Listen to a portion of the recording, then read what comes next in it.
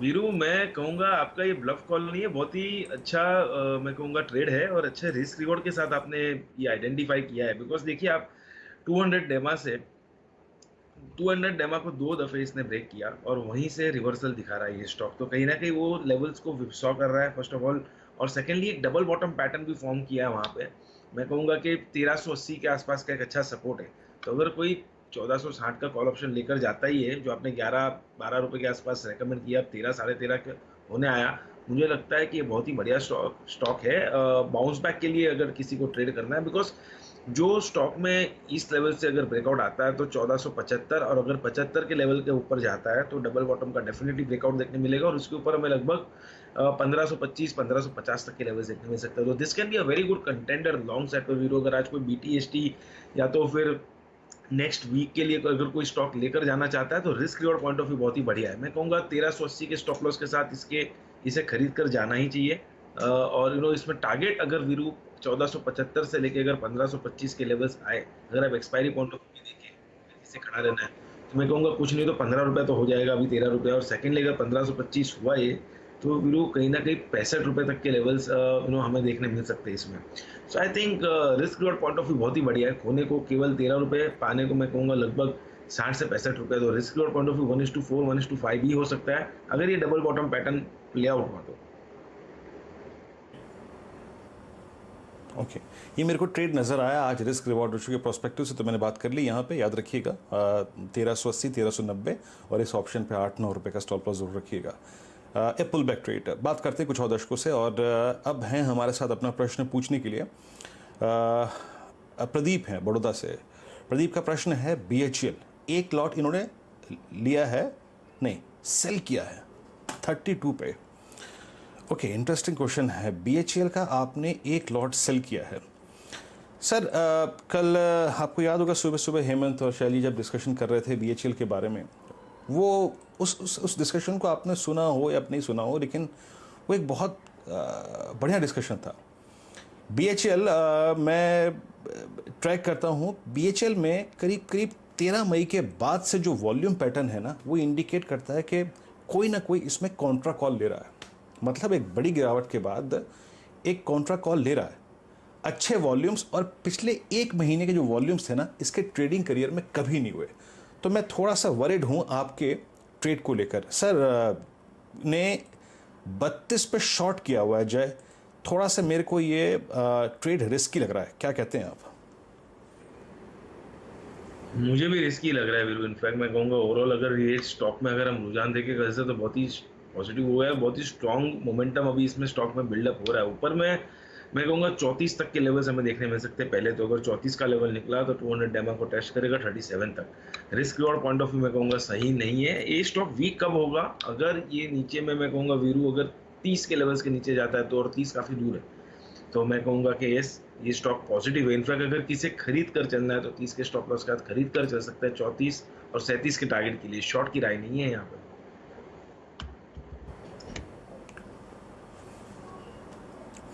Okay, एक प्रश्न लेते हैं, और हमारे साथ दर्शक हैं अपना प्रश्न पूछने के लिए। हितेश है मुंबई से। हितेश गुड मॉर्निंग, प्रश्न पूछिए अपना।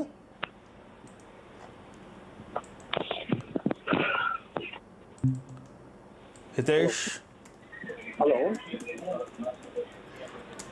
ओके प्रश्न पूछिए हितेश अपना। नमस्कार जी। आपके, हाँ सर जल्दी प्रश्न पूछिए अपना।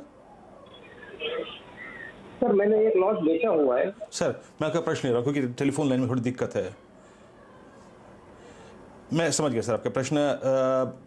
जय, इन्होंने बजाज फाइनेंस शॉर्ट हैं 2489 पे। आई थिंक जय टेक्निकली अगर आप देखूं, कुछ देर पहले हमने BHEL पे बात करी, और जहां पे ये शॉर्ट हैं एग्जैक्टली वही इसका ब्रेकआउट पॉइंट था।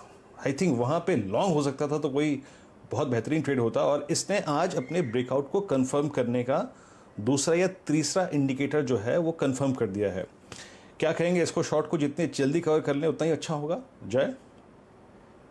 वीरू बिल्कुल, मैं कहूंगा बजाज फाइनेंस को as a first of all तो डिस्क्लेमर देता हूँ वीरू कि हमने हमारे क्लाइंट्स को कल ये स्टॉक रेकमेंड किया था 2440 के आसपास, और 2640 के आसपास के टारगेट्स के लिए, जो हमारे टारगेट्स अचीव भी हुए और हमने हमारे क्लाइंट्स को प्रॉफिट बुक करने की भी सलाह दी है, शॉर्ट टर्म के लिए दिया था। अगर पोजिशनली अगर देखता हूँ वीरेंद्र, तो मैं कहूँगा कि मेरा फिर से ये बाई रिकमेंडेशन भी है आज आपके चैनल के लिए, और मैं कहूँगा व्यूअर के लिए इन्हें एग्जिट कर ही लेना चाहिए, बिकॉज बजाज फाइनेंस अब मेरे 2900 से लेकर 3000 तक के लेवल्स मुझे ऐसा लग रहा है कि देखने मिल सकते हैं। 2900 टू 3000 तक के लेवल देखने मिलेंगे। वही 2440 का स्टॉप लॉस इसमें मेंटेन करो, और इनफैक्ट लॉन्ग करना चाहिए। तो अगर इनका शॉर्ट पोजीशन है वीरू, मैं कहूँगा ये शॉर्ट काट कर लॉन्ग भी कर सकते हैं, डबलिंग कर सकते हैं।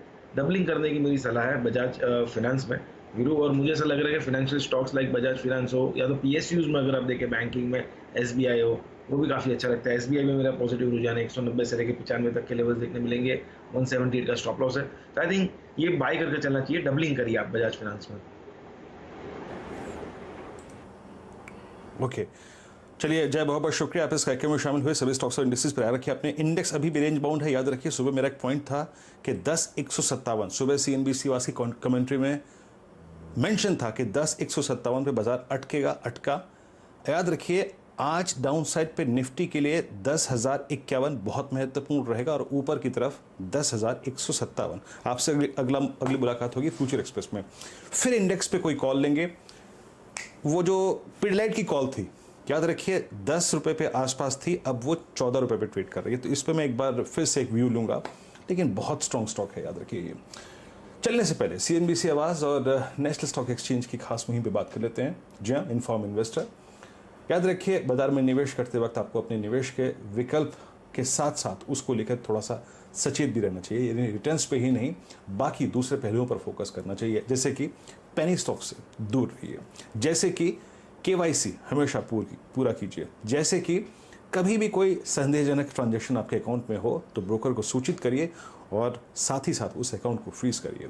और सबसे महत्वपूर्ण चीज़ कि रिटर्न्स के लिए एक रीजनेबल टारगेट बनाएं, और उस टारगेट को अचीव करने के लिए एक रीजनेबल और एक अच्छी कंपनियों से सुसज्जित एक अच्छा स्ट्रॉन्ग पोर्टफोलियो बनाइए, और थोड़ा अपने पोर्टफोलियो को वक्त दीजिए। और याद रखिए किसी वित्तीय सलाहकार की राय जरूर लीजिए। इस बीच बैंक निफ्टी एक सिंगल ट्रांच में, प्लीज एक बार इंट्राडे चार्ट लेके आइए, सिंगल ट्रांच में 3 टिक्स में, टिक बाय टिक चार्ट पे देखिए 21,146 और 10,125 की ट्रेजेक्टरी में है। और कुछ banking stocks like axis bank day high पर, मारुति डे हाई पर, इक्विटास डे हाई पर। तो एक अच्छा सा अगर आप देखें अप मूव मार्केट में आया है। एक ब्रेक के बाद हर्षदा आपके साथ हूँ खिलाड़ी नंबर 1 लेके। नमस्कार।